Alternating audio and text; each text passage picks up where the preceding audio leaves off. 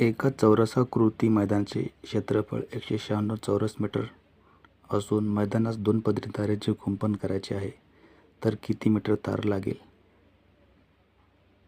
चौरसाकृती मैदान म्हणजे 4 बाजू असलेला मैदान. 196 क्षेत्रफळ म्हणजे बाजूचा वर्ग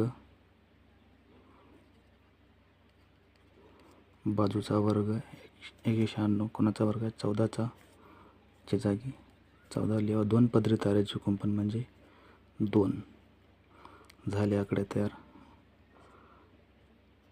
14 गुणिले 4 गुणिले 2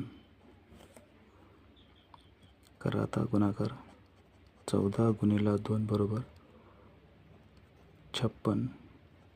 56 गुणिले 2 बरोबर 112 मीटर.